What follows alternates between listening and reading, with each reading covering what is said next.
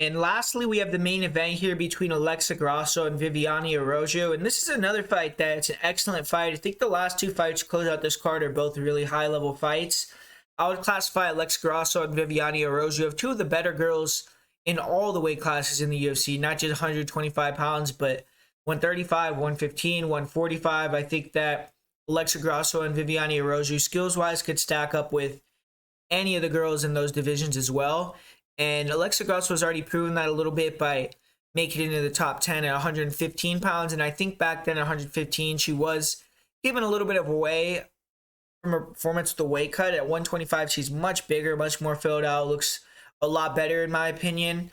And she also is significantly younger at 115. I think that she's starting to grow into herself and become a better overall fighter technically as well. But she's going to be facing a bad bitch, man. Viviane Araujo, she's a really good fighter. She's almost 36 years old at this point, but she's looking better and better. I mean, I got to say, I was impressed with their last fight cardio-wise, because that's something that's been a knock on Viviane Araujo during her career, that she slows down and she has weak cardio. And I still think that's something that's to be determined. But her last fight with Angela Lee, she got dropped early in the fight. She was able to battle through that, and then showed the cardio to wrestle and grind out a victory and win a decision after that in a really good back and forth fight.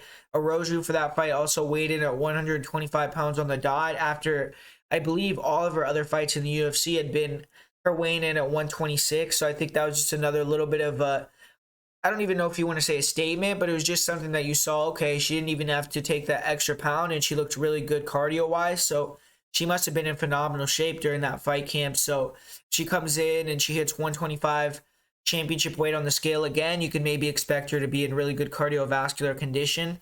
But looking at this fight, I think it's really, really interesting. Alexa Grasso, I think she has some of the best boxing of any female fighter in the UFC. She has really good footwork and movement, and she'll pull fighters into her counter combinations, super fast hands, and she's just real crispy with her combinations, real nice, real fluid.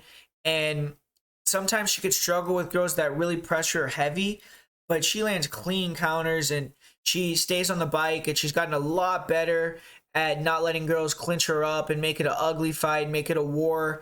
She has always had that chin, that Mexican toughness, so it's not like she's been kind of not willing to do that, but she lack firepower at times. At least at 115, it seemed like she sometimes would get overwhelmed with the grappling too in certain situations. But I think that she has some of the best footwork, some of the best counter combinations in the weight class at 125 pounds, some of the fastest hands. And that style historically has given some issues to Viviane Araujo on the feet.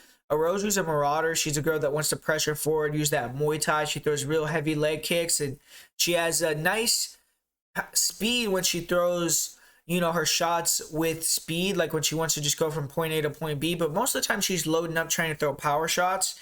She'll throw big looping hooks. She'll throw body head combinations, and she has big power and she's banging on you. So she's throwing, with heavy heat. She's trying to wear you out, trying to hurt you, trying to slow you down and take you out by knockout potentially. So her shots, I think, are a little bit more eye-popping, but Alexa's landing those cleaner punches.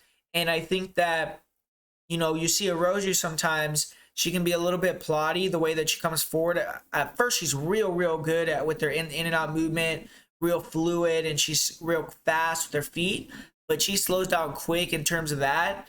And she could start to come in plotty, let girls kind of stick and move on her. We've seen that happen in both of her losses to Jessica Ai and Caitlin Chukagian. And I definitely see Alexa Grasso over time being the superior striker, as long as Araujo doesn't get to that lead leg, chop it up, and make her not be able to use her footwork. But I think if she can use her footwork or movement, stay on the outside and use those counter combinations, she's going to get the better of the striking.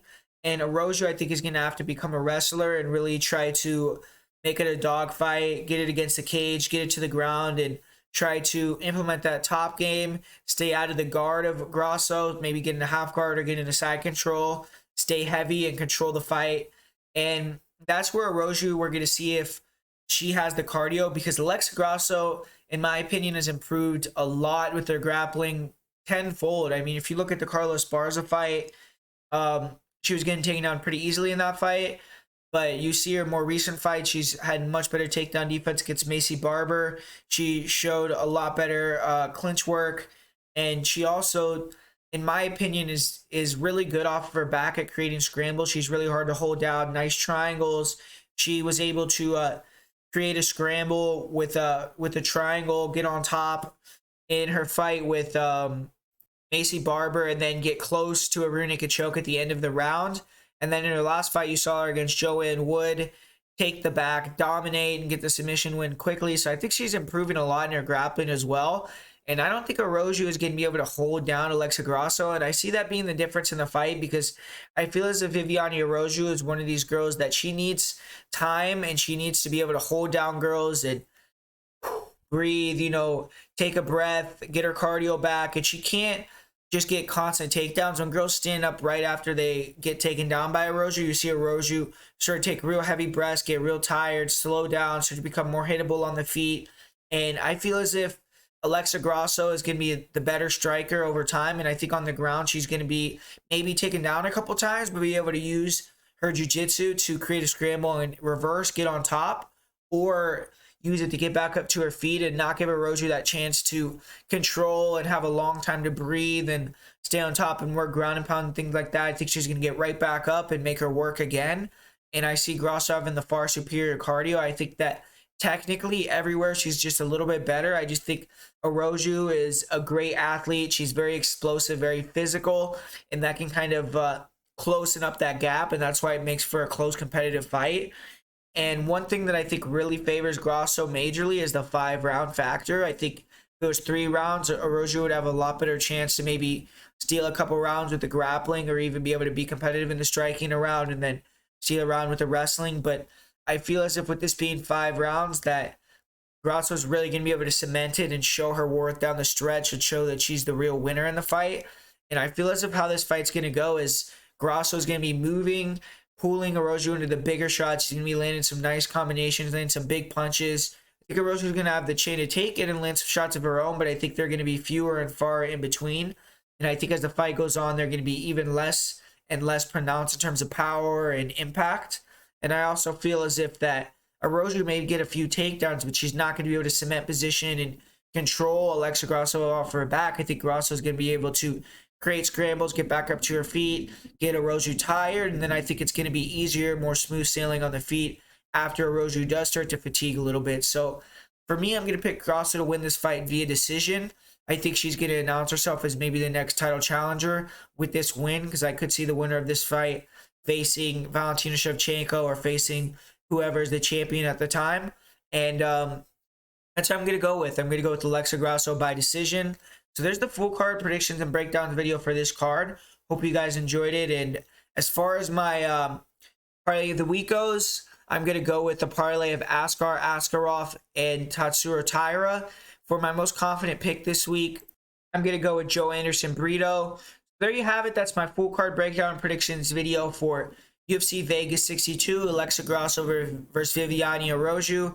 And like I said at the beginning of the video, man, let's try to get some more interaction on this one. I didn't get very many comments or likes on my last video, and I didn't really like that. So, man, if you heard this and you're wanting to help out the channel, then put a comment down below and tell me what you think about my predictions video, if you think I could do something to make it better, or what you think about my predictions, who you're predicting, who you're betting. I want to get some more interaction on this video, so I'd really appreciate that.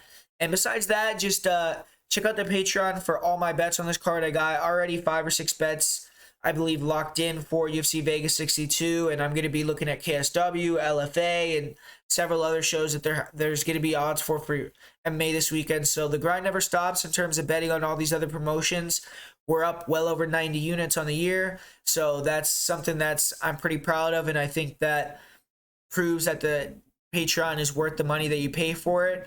And yeah, man, outside of that, I just really appreciate everyone supporting the channel.